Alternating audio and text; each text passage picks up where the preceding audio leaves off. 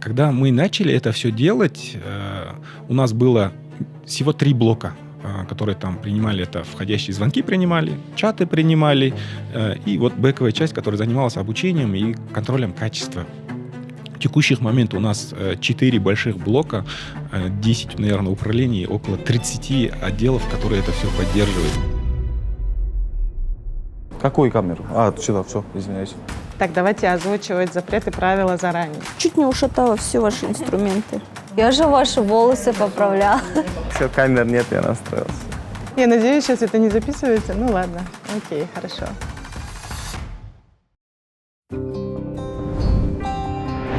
Меня зовут Абаймайра Габиткызы.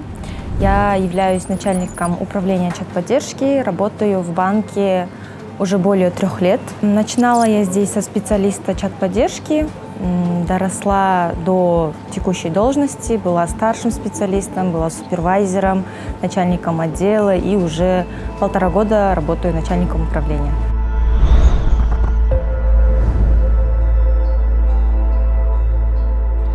Меня зовут Джамсбаева Шолпан. Я являюсь начальником отдела повышения эффективности. Если говорить простым языком, я являюсь тренером. В нашем банке я уже работаю достаточно, возможно, для кого-то это длительное время, а для меня это небольшой срок, в течение 3 лет. Я пришла сюда обычным специалистом, сидела на линии чат-поддержки, и степ-бай-степ я доросла до должности начальника отдела. Меня зовут Дильназ. Я являюсь начальником отдела по работе с социальными сетями. Наша команда занимается улучшением сервиса в соцсетях. Самая важная социальная сеть, которая буквально стала нашей службой поддержки — Threads. Расскажи вообще, как это все появилось и как вы пришли к этому? Все началось с того, что друг сотрудника нашего банка отметил нашего акционера Тимура Руслановича в Threads и пытался его отпросить с работы. Тот сотрудник не хотел отпрашиваться от руководства, потому что он, как и многие наши сотрудники, очень ответственно подходит к работе. И никто на самом деле не ожидал, что сам акционер подключится, потому что никакое руководство в банках Казахстана не отвечает в соцсетях. И мы сами были приятно удивлены. Он отметил, в свою очередь, Айдоса Булатовича и попросил отпустить с работы на 1 день. Нам от команды Дильназ пришел Threads. Они нам отправили ссылку на этот Threads, где мы увидели, что клиент выложил, поделился отзывом, что им было очень приятно, что мы простые, мы свои, что мы на их волне, что мы не боты. После этого мы открыли чат и посмотрели, что, действительно увидели, что наш сотрудник, его зовут Имагали, кстати, он отправил шаблон ПК. У нас есть горячие клавиши, и у нас очень много шаблонов, и завершающий шаблон назывался он ПК. Он набрал ключевое слово ПК, и не дождавшись, пока шаблон прогрузится, он его отправил клиенту. После этого, когда мы начали читать трецы, просмотры начали увеличиваться, и нам стали даже писать клиенты: пожалуйста, напишите мне пока. Там даже один клиент, он был мужчина: пожалуйста, мам, пока жаш. И таких случаев было много. Его имя запомнили и начали писать: пожалуйста, можно нам Имагали, он сегодня отдыхает, пожалуйста, пусть он нам ответит, он самый лояльный, он самый добрый, напишите нам пока. И после этого эта опечатка, которая вызвала такой, так скажем, позитивный вайб, волну хорошую, добрую. Обращаются клиенты, такие более уже подростки: как я могу к вам обращаться, называйте меня мой король, мой господин и так далее. И как часто просят о таких вещах? Довольно часто, наверное, в день, такой случай в любом случае попадается. Также обращаются много клиентов не по банковским вопросам. Кто-то хочет просто поговорить как с психологом, с другом. Кто-то звонит и хочет заказать еду, пиццу, суши. В целом, работа интересная. Вообще мы занимаемся прослушкой первой линии поддержки. Это звонки, голосовые обращения клиентов. И есть неголосовые каналы, это чаты, соцсети. Мы тоже их мониторим, мы проверяем, мы читаем чаты и оцениваем. Вообще есть также у нас платформа речевой аналитики, о ней чуть-чуть позже скажу.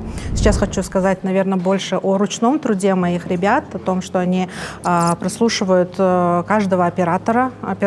Контакт-центр у нас большой, большой, операторов очень много, и они успевают всех прослушать. Определенное количество есть звонков, которые необходимо прослушать в месяц. Мы оцениваем такие, скажем так, критерии, да, как навыки ведения диалога, клиентоориентированность и компетентность. На самом деле колл-центр, чат поддержки, там почта, да, через которые пишут клиенты, обращаются, они закрывают большой объем клиентских запросов. И только вот какая-то часть, они попадают к нам в соцсети. Но мы хотим показывать только лучший сервис, и чтобы клиенты всегда чувствовали заботу и поддержку со стороны банка. Мое управление занимается отслеживанием сервисов, продуктов, работоспособности мобильного приложения, чтобы все работало штатно. То есть если бывают какие-то форс-мажорные обстоятельства, какие-то сбои, то есть мы это в реальном времени отслеживаем и передаем, то есть сигнализируем эту информацию ответственным лицам банка. Меня зовут Абишева Айжан. Я работаю в банке где-то 1,5 года.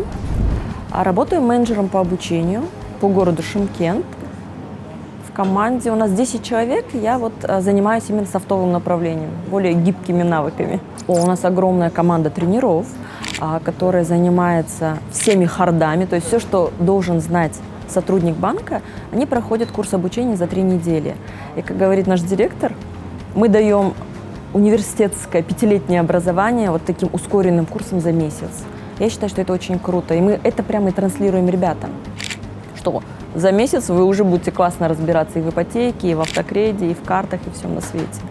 И я вижу, как у них загораются глазки, и я думаю, это круто. Всегда очень интересно, как ребята работают с возражениями, как они это отрабатывают клиентов. Очень интересно, как они пытаются проявить свою эмпатию к клиентам, слушать. Очень интересно, какие они используют слова, какой у них тон, какие у них эмоции у наших ребят. Это всегда очень... Бывает даже в некоторых моментах и смешно, бывает в некоторых моментах даже мило. Ребята сидят там, улыбаются в наушниках при прослушке.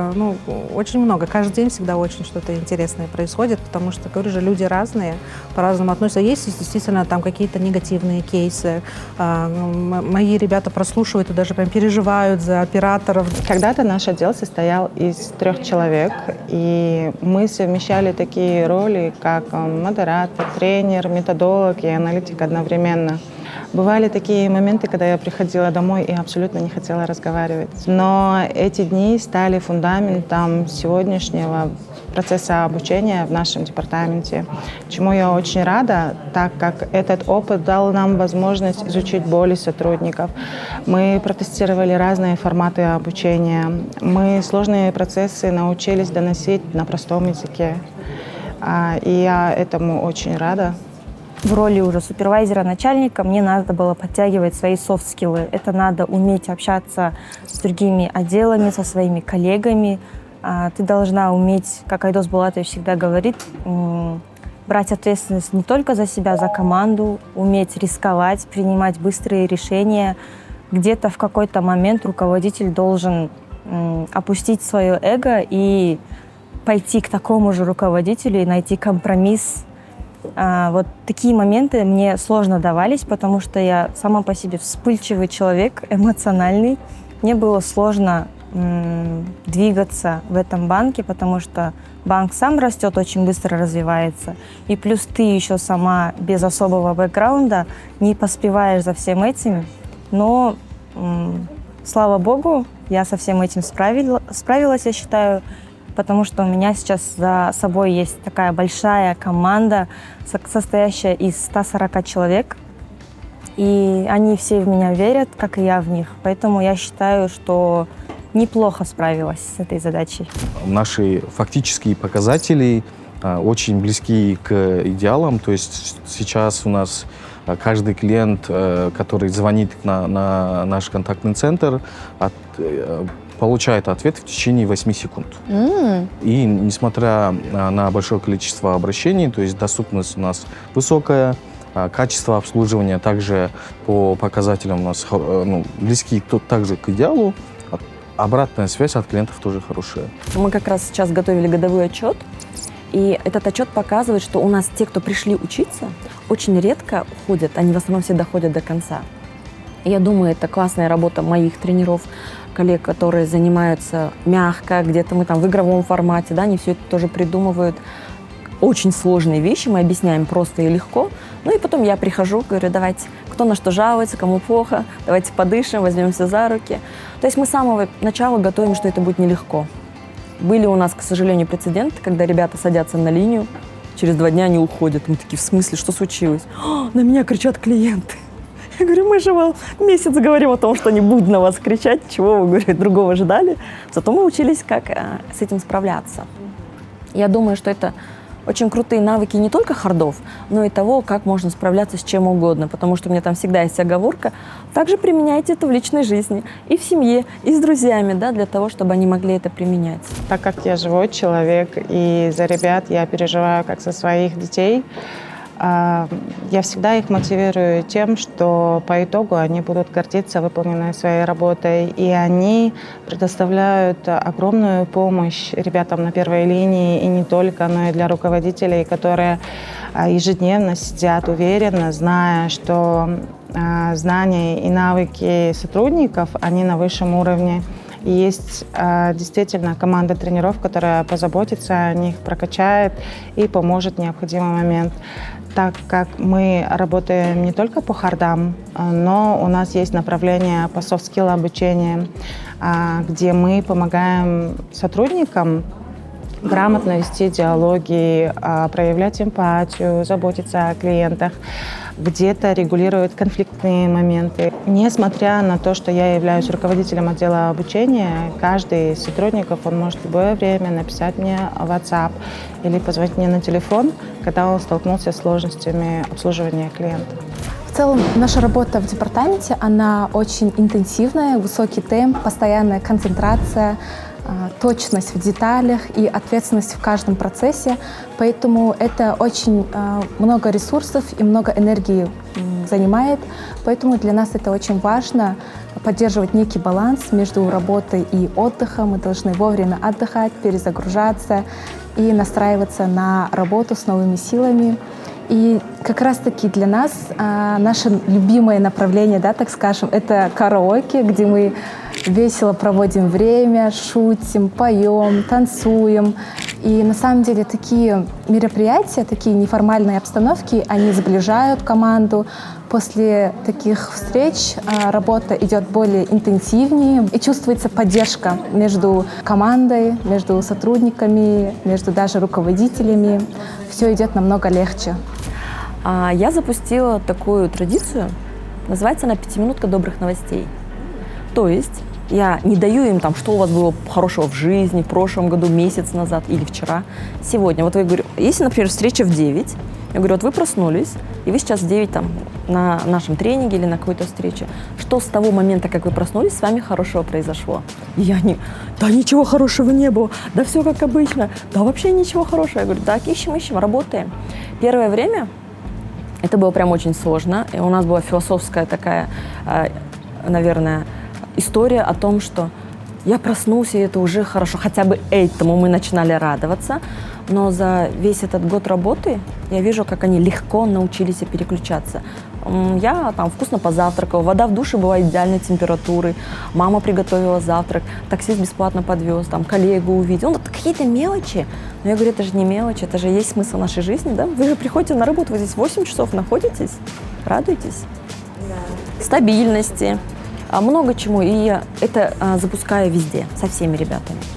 И когда мы, знаете, тренинги по эмпатии проходили, у них там было такое упражнение «Будильники». Когда надо было ставить будильник и каждые 2 часа себя спрашивать, что ты чувствуешь. И периодически, когда после тренингов ребят вижу, вот именно с последней группы, я такая, что чувствуешь? Ну-ка быстро, что чувствуешь? Да, потому что нету такого, я ничего не чувствую. Эмоции есть, и мне важно, чтобы они умели это чувствовать, чтобы не было выгорания потом, меня все демотивирует и все на свете. В отделе входящих звонков я начинала оператором, сидела на линии, обслуживала клиентов. И уже с тех времен у нас традиция устраивать тимбилдинги, потому что вот это команда образования, ты общаешься со своими коллегами, шутишь, потому что работа этими веселее, потому что без всего этого, я не знаю, как можно было... Не сойти с ума. Сойти с ума, да. Потому что большую часть времени мы проводим на работе, и работа — это как наша вторая семья. Коллеги тоже наша вторая семья, и поэтому это очень важно собираться со своими коллегами в неформальной обстановке, потому что человек на работе — это другой человек там вне работы — совсем другой человек. И сейчас я, хоть и являюсь начальником отдела, я придерживаюсь принципа, что я очень часто выхожу со своей командой. Другие начальники тоже это практикуют. Там устраиваем тимбилдинги, едем в горы, едем кататься на лошадях там, по выходным. Либо там мы можем просто с работы встать и после работы выйти куда-то посидеть. И всегда своим сотрудникам говорю что на работе я ваш начальник, не работа, я вам подруга, друг. Всегда можете подходить, делиться, там, не только там, вопросами, которые касаются работы, но и, в принципе, то, что у них происходит в жизни. Я думаю, это важно знать каждому руководителю. И вот такие практики мы применяем. Я являюсь координатором нашей беговой команды вот в городе Шымкент. У нас есть своя группа, она называется Freedom Bank Athletics. У нас есть действительно талантливые, крутые ребята в банке, которые там занимаются на профессиональном уровне, среднем уровне и вот показывают действительно крутые результаты. И не только на самом деле бег, у нас еще есть футбольная крутая команда, есть волейбольная, то есть во всех направлениях, в киберспорте даже есть очень талантливые, крутые ребята. Я думаю, что вообще какую бы сферу ни возьми, у нас много ребят, которые могут показать себя в этом плане. И знаете, этот момент, когда это мотивирует, это, да, скажем так, часть не финансовой мотивации, да, когда ты, допустим, ведешь ровным счетом, и на последних минутах забивает твой коллега, и вы вместе радуетесь, и это типа сплочает коллектив. Или же ты бежишь там какой-нибудь там 19-20 километр, и тебе там уже на финише встречают твои коллеги, это просто там какие-то такие непередаваемые эмоции. И это, на самом деле, очень сильно мотивирует, это вдохновляет коллег, ребят, дисциплинирует. И вообще очень много плюсов в этом направлении. И хочется развивать, хочется двигаться в этом направлении всегда. Несмотря и вопреки вызовам, бурному росту, когда ты можешь трансформироваться и меняться, как-то надо использовать технологии. Во всей этой истории всегда под капотом живые люди, люди, которые творят, люди, которые созидают, люди, которые меняют майндсет свой, рынка, клиентов. Наверное, одной из важных историй то, что мы приглашаем наших крутых ребят, которые действительно не всегда видны, в большинстве случаев под капотом, которые, собственно, так увлеченно рассказывают и ту историю, которую они пишут вместе с Фридомом. Спасибо, до новых встреч!